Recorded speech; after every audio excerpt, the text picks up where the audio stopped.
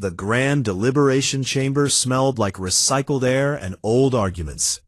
Ambassador Torek Vasan of the Kirith Dominion shifted his weight on the stone bench, carved 9,000 years ago to fit a Kirith spine, still uncomfortable, and watched the facilitator drone through procedural language that could bore a corpse back to death. 43 species, 12,000 years of galactic civilization, and somehow, every session still started with someone reading aloud from a document everyone had already read. Torek let his gaze drift across the chamber. The Alori delegation glowed a self-satisfied teal.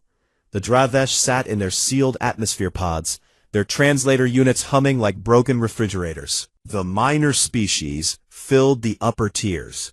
The Tesek, the Uwuri, dozens of others whose names Torek kept on a datapad because he could never remember them all.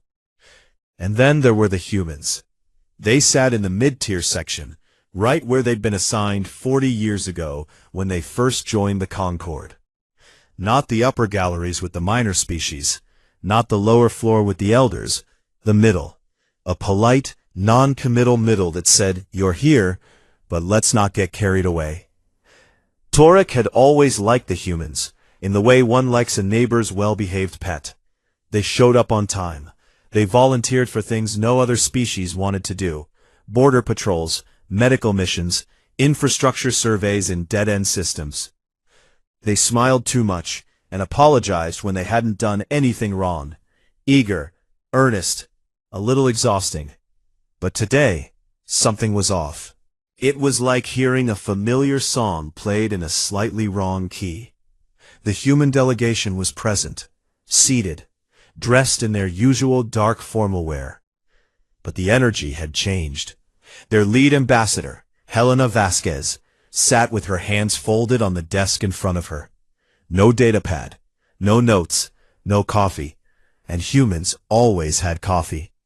Torek had once joked to a colleague that if you wanted to cripple humanity, you didn't need a fleet. You needed to destroy their coffee supply. Helena wasn't smiling.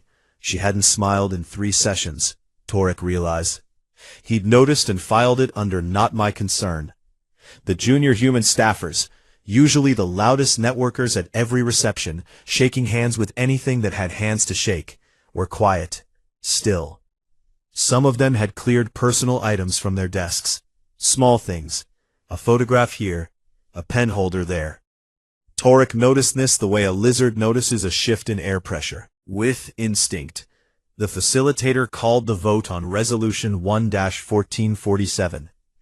It had a proper bureaucratic name, the Redistribution of Emergent Navigation Corridors Act, which was the Concord's way of making theft sound like accounting.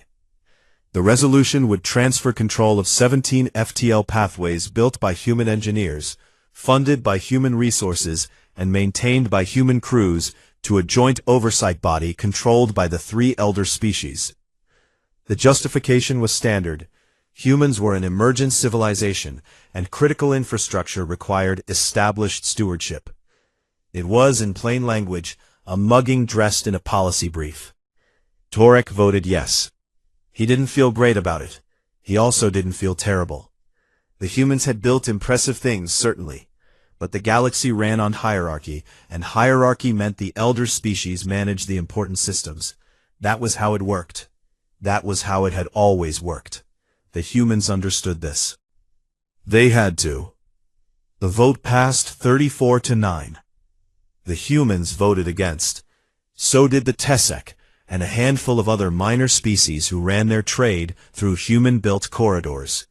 It didn't matter. The Elder Coalition had the numbers, and the numbers were the only thing that had ever mattered in this chamber. Facilitator Owen, their bioluminescent skin pulsing a calm administrative blue, turned to the human delegation. Standard procedure. The losing side was given the floor for a response. Everyone knew what came next. A speech, measured disappointment, a gracious acceptance wrapped in a request for future consideration. The ritual of the outvoted. Torek had seen it 1,000 times. Every species did it. You lost, you made your little speech, you sat down, and the galaxy kept turning. Helena Vasquez stood. She looked at the chamber, not at the facilitator, not at the elder delegations. She looked at the room itself, the ancient walls, the carved stone, the holographic emblems of 43 civilizations glowing in their designated sections. She looked at it the way someone looks at a house they're about to leave for the last time. "We thank the Concord for its clarity," she said. 7 words, no emotion, no protest, no disappointment performed for the audience. Just a sentence as flat and final as a door closing. Then the humans stood, all of them, every staffer, every aide, every junior diplomat. They stood at the same time, in the same motion, like a single organism unfolding. They collected their materials, folders closed, data pads tucked into cases, bags already packed. Already packed. Torek felt the cold thing then. It started behind his ribs and spread outward, a slow frost he didn't have a name for. They hadn't packed just now. They'd packed before the session.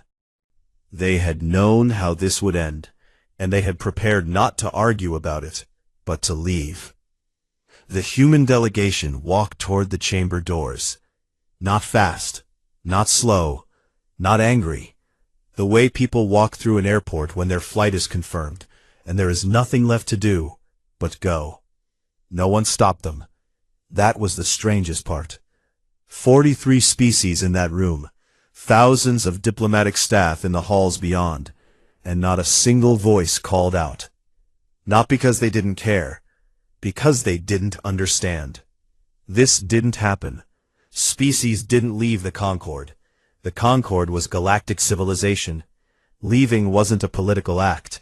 It was conceptually impossible, like a fish deciding it was done with water. The chamber doors opened. Helena Vasquez walked through without looking back. The doors closed behind them with a sound that was too soft for what it meant. Torek stared at the empty seats. The human section of the holographic wall, the blue-green marble of Earth spinning in its little designated frame, flickered once. Then it went dark.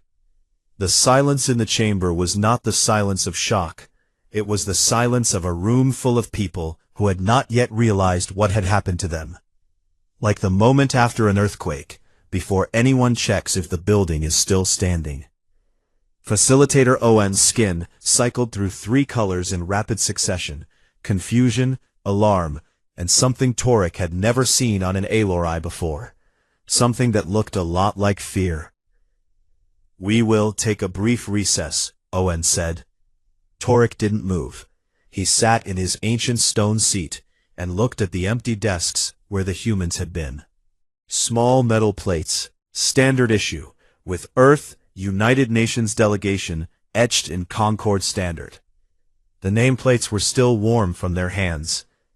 He kept staring at those desks long after the other delegates filed out, long after the chamber lights dimmed to standby, long after the cleaning drones hummed through on their nightly route and paused at the human section because there was nothing to clean.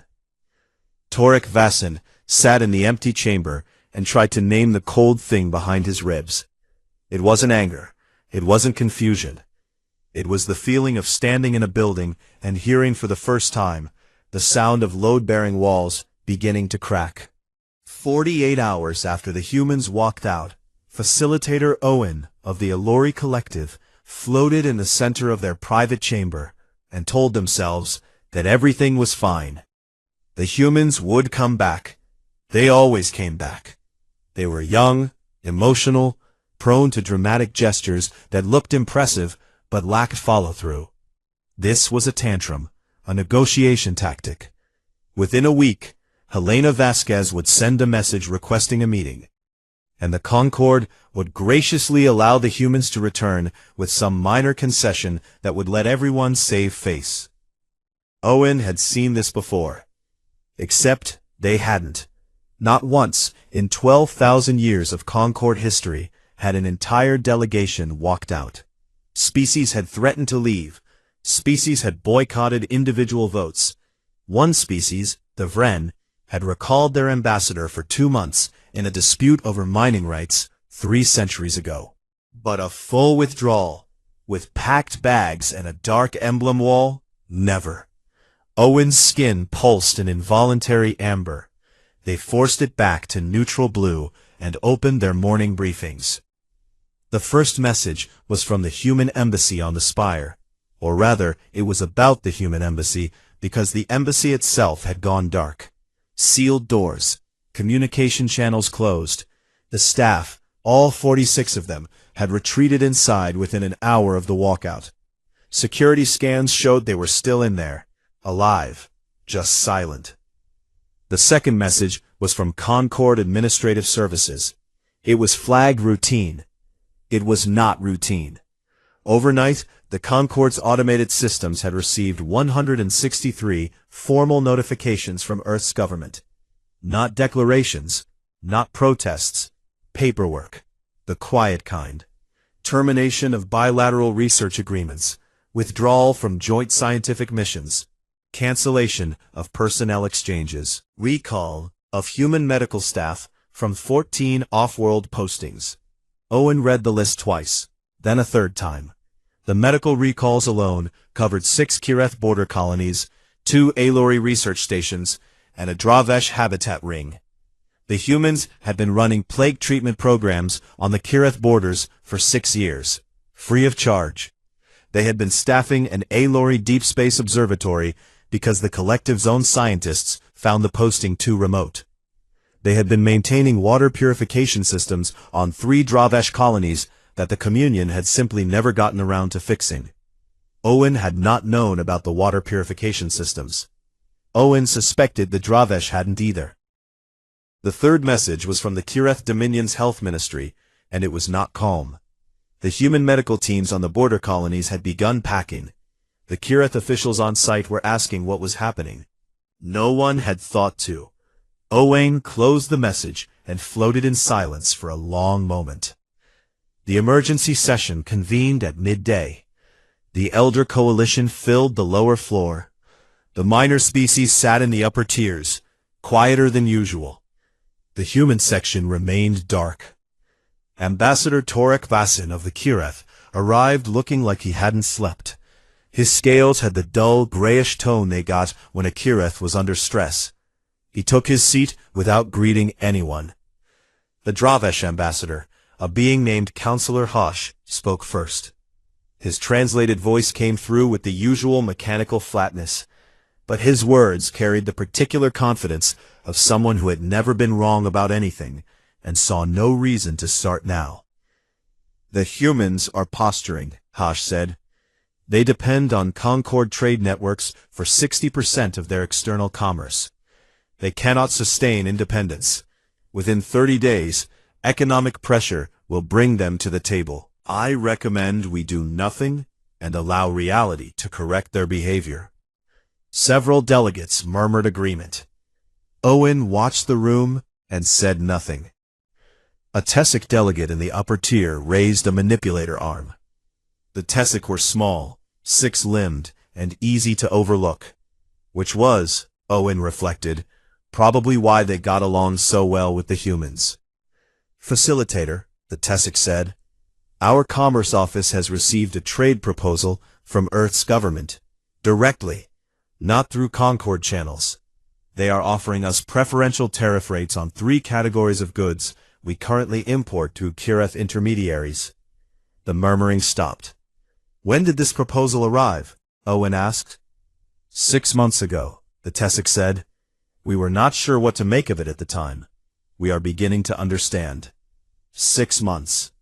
The humans had sent trade proposals to minor species 6 months before the walkout. This was not a tantrum. This was a plan. Owen sent a private message to Helena Vasquez that evening, through a back channel they had used for informal conversations over the years. Owen kept the tone light. Professional concern. A gentle suggestion that perhaps the humans might consider reopening dialogue. Helena's response arrived in 11 minutes. 1 line. The Concord made its position clear. So have we. Owen stared at the message and felt their skin cycle through colors they couldn't control.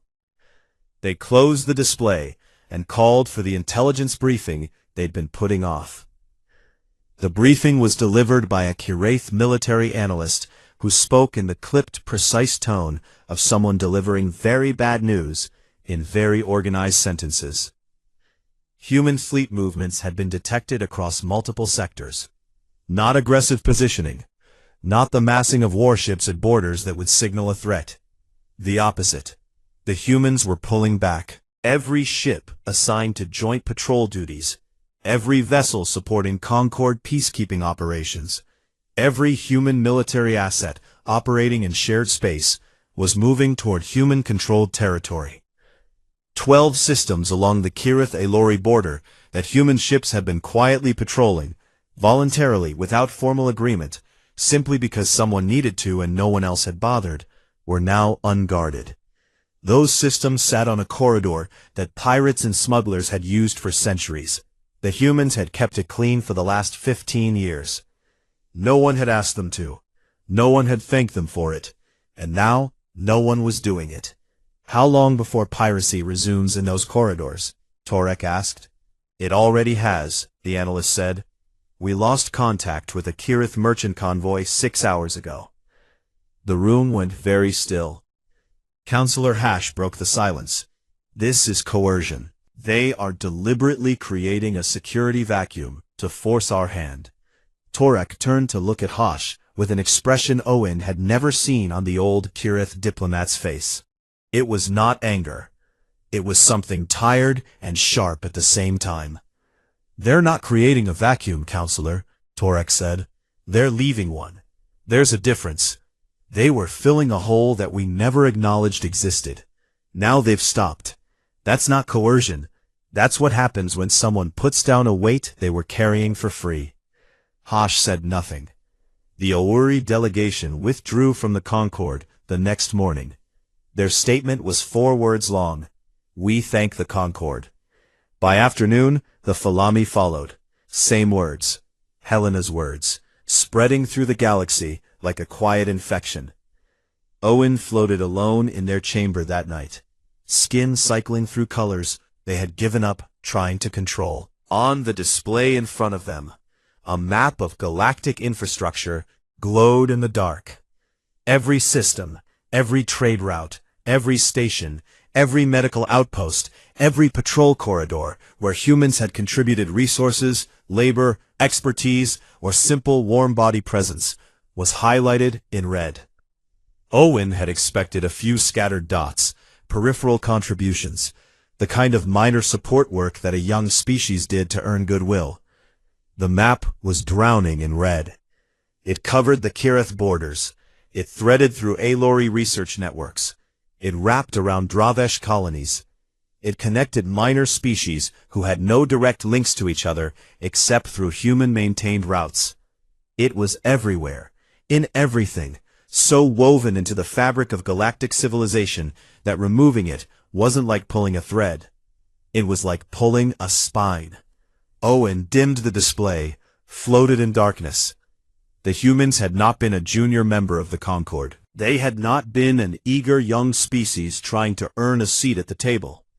They had been the table.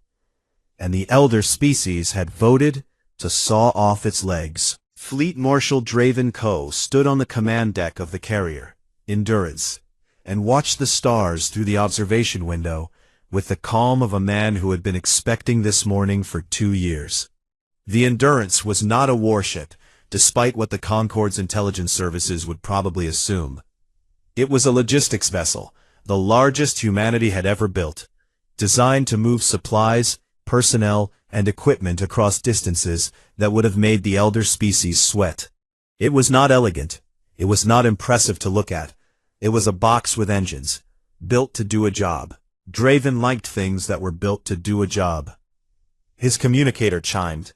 Helena Vasquez's voice, relayed through a secure channel that ran on human-built encryption through human-built relay stations. The Awuri and Folami have formally withdrawn, she said. Tessek are signing the bilateral treaty today. Vren tomorrow. That's ahead of schedule. Turns out being openly robbed by the people who call themselves your leaders tends to clarify things for the smaller nations. Draven almost smiled. Almost. How's the Concord taking it? Hosh called it a conspiracy. Torek called it a consequence. Owen hasn't said anything publicly, which means Owen understands. They'll start talking about war soon. They'll talk about it. They won't do it. You sound sure.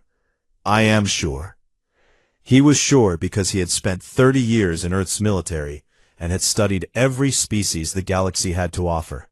And he knew one thing that the elder races had somehow failed to learn in 12,000 years of watching humanity from a comfortable distance. Humans were not peaceful because they were gentle. Humans were peaceful because they had spent 10,000 years being extremely, creatively violent, and had decided collectively that they were done. The difference mattered. A peaceful species that had never known war would react to a threat with panic, confusion, moral crisis. A peaceful species that had chosen peace after centuries of bloodshed would react to a threat the way a retired boxer reacts to a drunk swinging at them in a bar. Not with fear, with a tired, precise awareness of exactly what they could do if they decided the leash was off. The elder species had never seen the leash. They had only seen the smile above it. Draven turned from the window and walked to the operations center, where his senior staff were running the activation sequence for Project Threshold. Threshold was not a weapon. It was not a fleet deployment or a military strategy. It was an infrastructure network. 17 parallel FTL corridors that bypassed every Concord-controlled transit point in the galaxy. Humanity had been building them for 8 years in deep space, in the gaps between star systems where no one looked because there was nothing worth looking at. The corridors used a variant of FTL physics that human scientists had developed independently, not stolen from elder species research, not derived from Concord databases, but built from scratch in human laboratories by human minds that the Concord had dismissed as derivative for 4 decades. The corridors connected to trade hubs pre-positioned in neutral space. The trade hubs connected to agreements pre-negotiated with 17 minor species. Species that the Concord had spent centuries ignoring or exploiting or simply forgetting about. The agreements connected to supply chains, resource exchanges, mutual defense pacts, and scientific collaborations that together formed something the galaxy had never seen before. An alternative. Not a rival empire, not a rebellion. Something the Concord strategists would struggle to understand, because it didn't fit any model they had for conflict. The humans hadn't built a weapon against the Concord, they had built a door out of it, and they had held it open for anyone who wanted to walk through. Draven remembered the briefing where Helena had laid it out. 2 years ago, a secure room on Earth, 6 people at the table. Helena had stood at the front, with no slides, no presentation, no visual aids, just her voice and her exhaustion. "They'll come for the lanes," she had said. "It's the only thing we have that they want badly enough to take openly. When they do, we don't fight, we don't protest, we leave. And when we leave, they need to understand that leaving means something. Not because we punish them, because we stop carrying them." She hadn't been angry.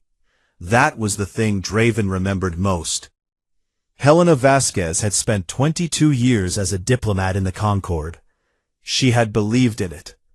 She had argued for human patience, human engagement, human contribution as the path to earning real respect and real partnership. She had believed that if humanity just kept showing up, kept being useful, kept proving its value, the elder species would eventually see them as equals. She didn't believe that anymore, not because she was bitter, because she was honest. On the Concord spire, Draven knew things were falling apart in the slow, dignified way that large institutions preferred. Emergency sessions that produced no decisions, intelligence briefings that produced only alarm. A growing awareness, spreading like dye in water, that the humans had not been a minor convenience. They had been a structural necessity. Concord intelligence had finally cracked what threshold was. The reports reached the elder delegations on the same day that the Tessec formally allied with humanity. The first species to sign a full partnership outside the Concord framework. The Concord held a closed emergency session. Elder species only. Classified. Draven didn't have the transcript. He didn't need it. He knew exactly how it would go. The Dravesh would call for military action. Someone, probably Torek, because Torek was smarter than the rest of them, even when he was wrong, would ask one question that would end the conversation. Helena confirmed it 3 hours later. Torek asked how many wars humanity has fought among itself, she said over the secure channel. And someone looked it up.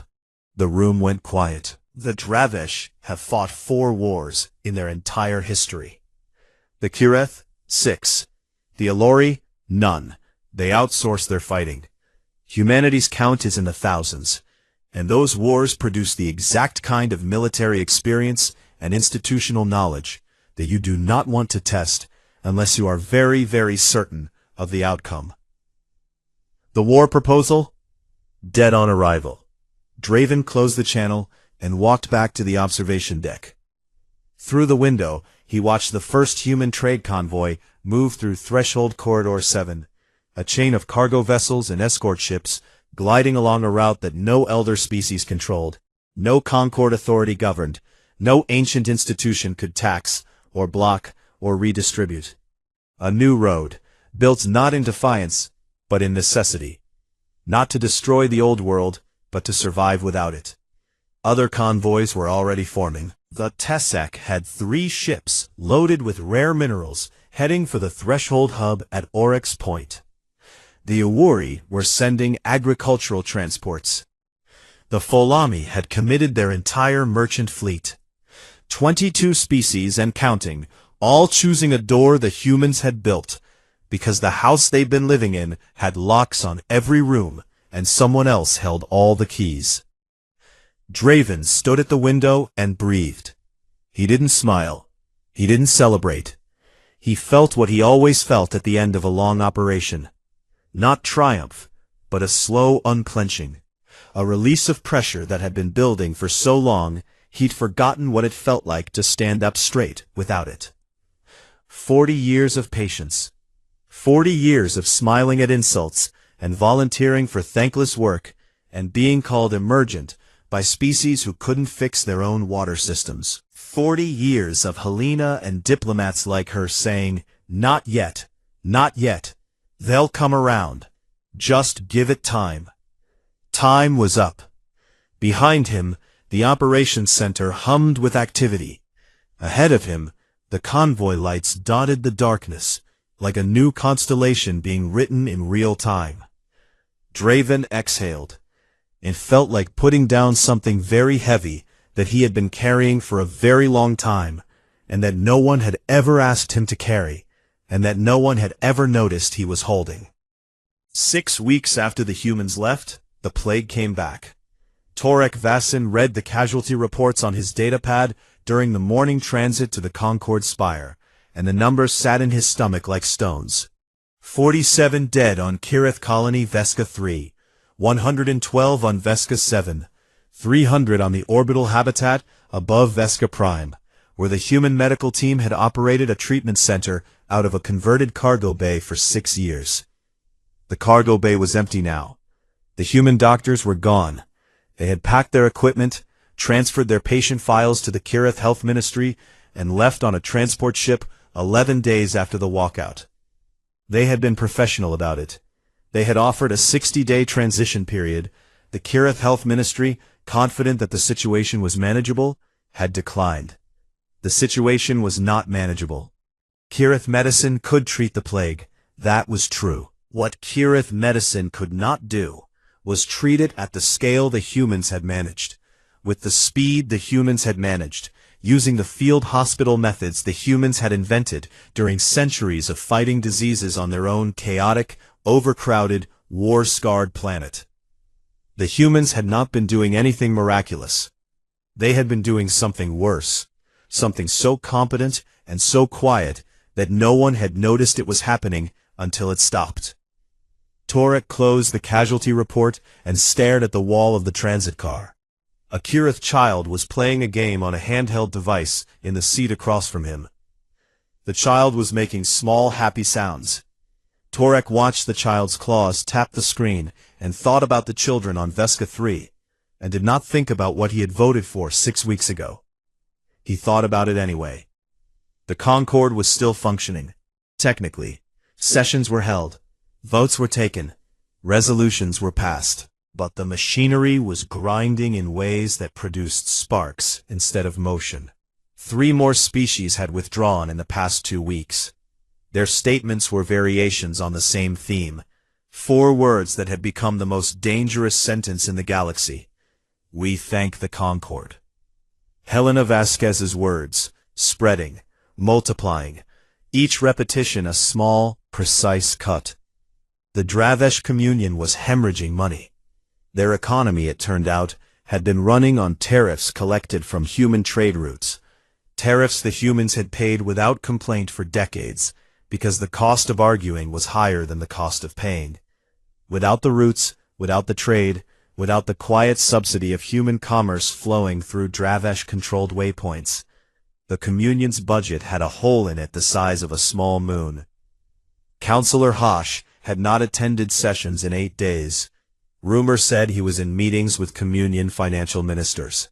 Rumor said the meetings were not going well. The Aelori had attempted to reverse engineer the threshold corridors. Their best physicists had studied the energy signatures, analyzed the transit data, run simulations for 3 weeks. Facilitator Owen had delivered the results to the Elder Council in a classified briefing that Torek was not supposed to know about, but did. We assumed their science was derivative of ours, Owen had said, their skin a flat defeated gray. It was not. Their FTL physics developed along a parallel track. In some areas, they are ahead of us. We cannot replicate the threshold corridors. Not in a year. Possibly not in a decade. The silence after that statement had lasted a long time. Torek requested a private meeting with Helena Vasquez. He did it through personal channels, not Concord ones. He used his own name, not his title. He wrote the request in simple language, without diplomatic flourish, because Helena had always preferred directness, and because he no longer had the energy for performance. She agreed.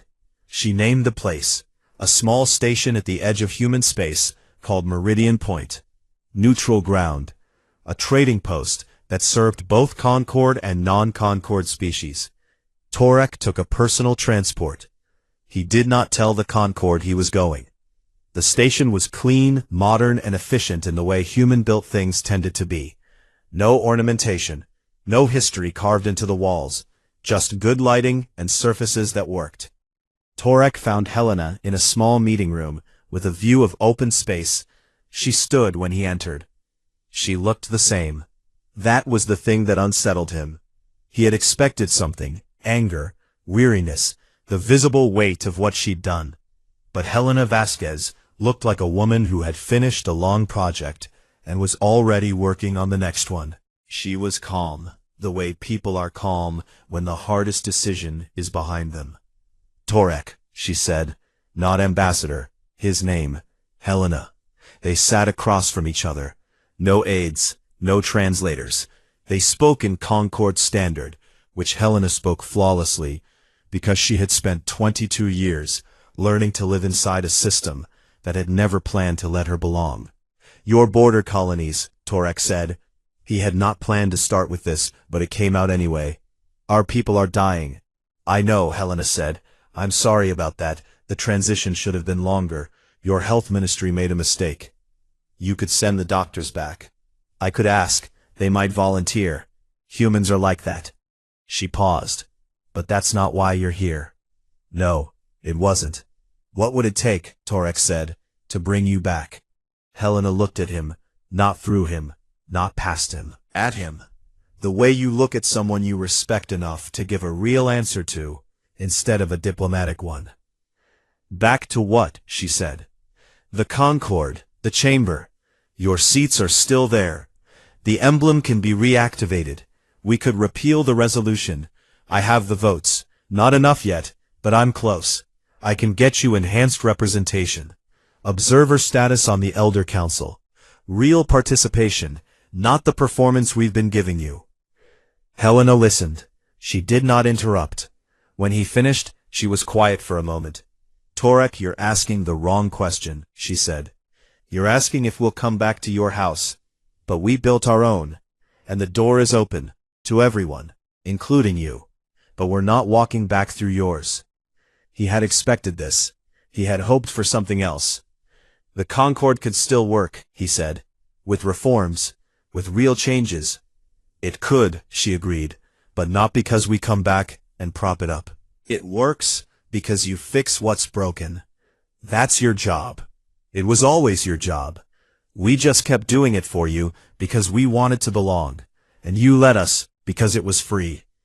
She wasn't angry. That was what broke something in Torek. He could have handled anger. Anger meant she still cared enough to fight. This wasn't anger. This was a woman who had closed the door behind her and did not plan to look back through it. They talked for another hour. About logistics. About the plague response. Helena offered to facilitate a request for volunteer human doctors. No strings attached, because humans were like that. About trade. About the future of a galaxy that now had 2 frameworks instead of 1. Torek returned to the Concord Spire that evening. The transit car was empty. He sat in the same seat he always sat in, and looked out the window at the stars, and tried to calculate when exactly the Concord had lost the humans. Not 6 weeks ago, not at the vote. Much earlier. A slow loss. Invisible, happening in the spaces between sessions and votes and speeches that no one was listening to. He entered the grand chamber. It was empty. No session scheduled. The lights were on standby, casting everything in a dim amber glow. He walked to the human section. The desks were there. The nameplates were gone. Someone had removed them. Torek didn't know when. He put his hand on one of the desks. It was cold. He stood there for a long time. The humans had not been the junior members of the Concord. They had not been an emerging species earning its place. They had been the only ones who still believed the promise the Concord had been built on, that different species could come together as equals and build something greater than any of them could build alone. The elder species had not just lost an ally. They had killed the last people in the galaxy who believed in them. Torek pulled his hand off the cold desk and walked out of the chamber, and did not look at the dark section of the wall where Earth used to be. 6 months after the walkout, Oryx Station held the first summit of the Threshold Alliance, and the galaxy sent everyone it had to watch.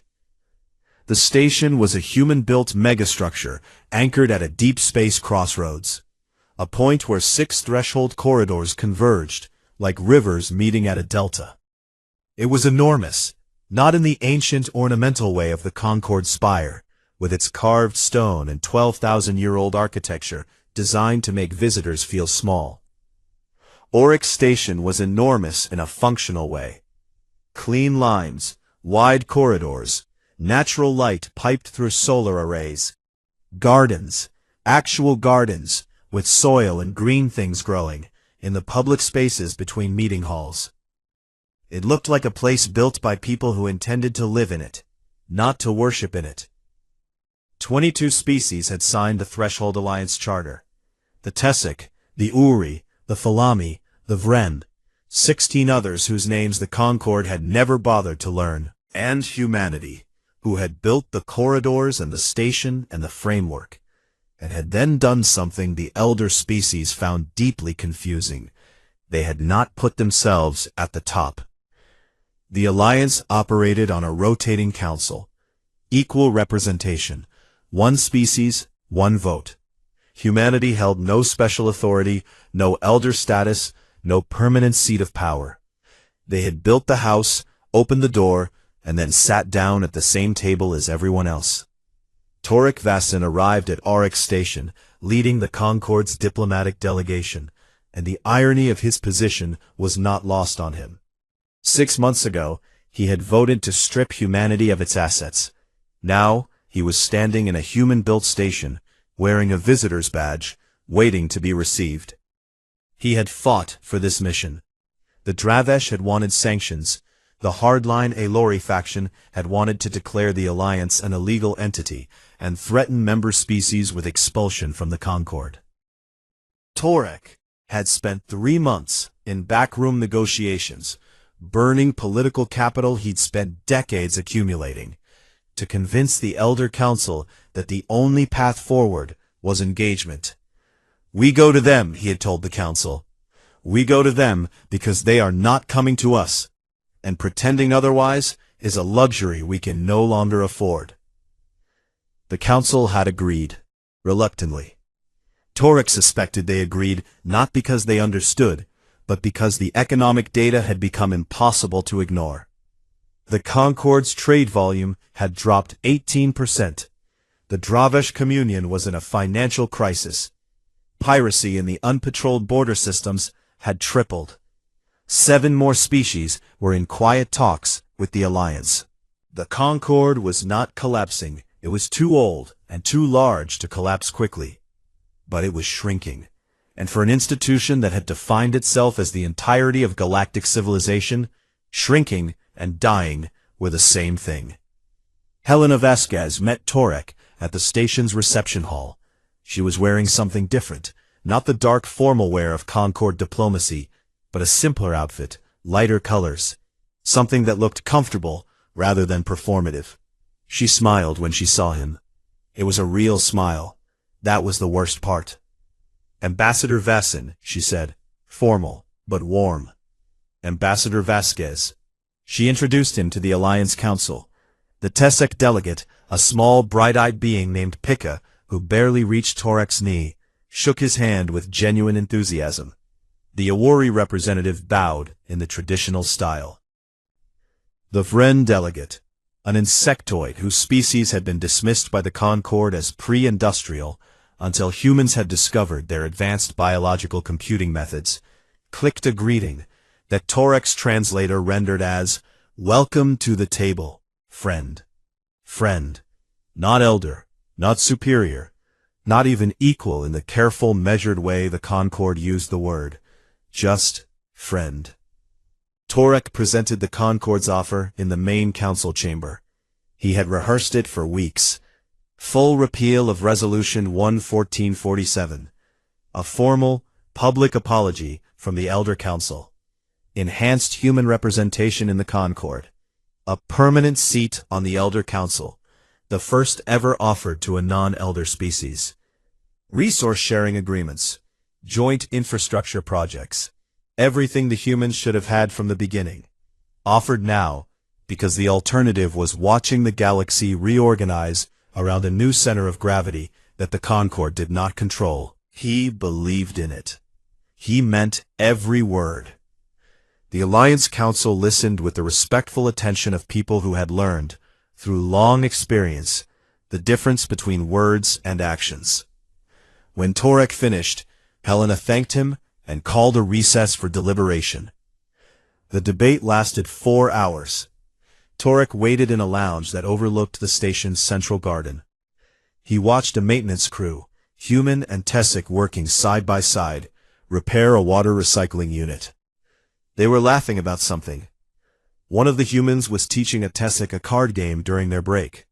The Tessek was losing and appeared delighted about it. Helena found him there.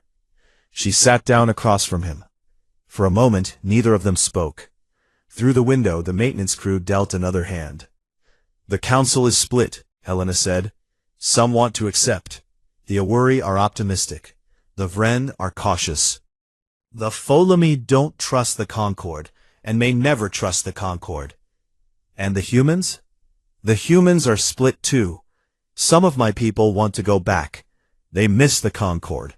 They miss the idea of it, this big, beautiful thing where everyone works together. They still believe in that. And you?" Helena looked at him, the same direct, honest gaze she'd given him at Meridian Point. No performance, no diplomacy, just a woman who had spent her life building bridges and had learned, the hard way, which ones could hold weight. "I believe in it too," she said. "I never stopped." But Torek, believing in something and walking back into a burning building because you love the architecture are two different things. The Concord isn't offering partnership. The Concord is offering to let us back in because it's realized it needs us. That's not the same thing. It's just dependency wearing a nicer suit. It could become respect. It could, over time, with real change. And that change needs to happen whether we come back or not. That's the part your council doesn't understand.